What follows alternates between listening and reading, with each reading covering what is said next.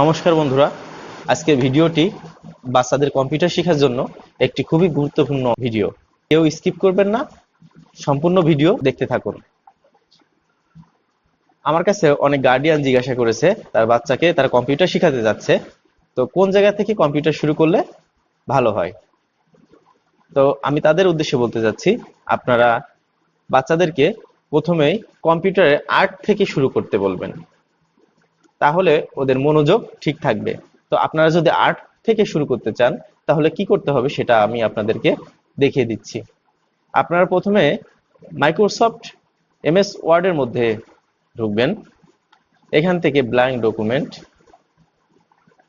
আমরা এখন এখান থেকে ইনসার্টের মধ্যে যাব। ইনসার্ট থেকে শেপস, শেপস থেকে এখানে বিভিন্ন ধরনের শেপস আছে, এখানে বিভিন্ন ধরনের আর্ট করা যাবে। এখান থেকে ঘুড়ি, ঘর এবং বিভিন্ন ধরনের আর্ট করা যেতে পারে।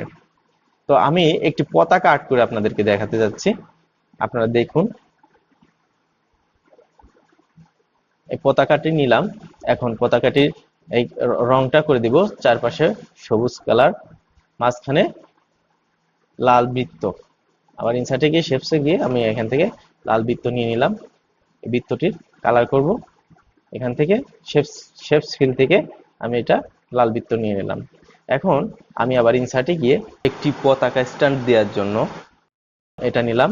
এটা আমি এখন একটু মোটা করব। এটা মোটা করার জন্য এটি সিলেক্ট করে এটির উপর নিয়ে এরকম চিহ্ন আসলে এটার উপর চাপ দিয়ে সিলেক্ট করে শেপস আউটলাইন থেকে আপনি এটা ওয়েস্টে গিয়ে মোটা করে নেবেন। এখন এই পতাকাটি নিচের অংশে কোনো কিছু নেই।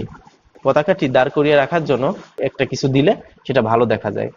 এই কারণে আমরা আবার ইনসার্টের মধ্যে যাব, শেপসের মধ্যে যাব। এখান থেকে একটি চতুর্ভুজ অথবা চতুর্ভুজ নিতে পারি। আমরা চতুর্ভুজ নিয়ে এরকম আর্ট করে মাঝ বরাবর রেখে দেই।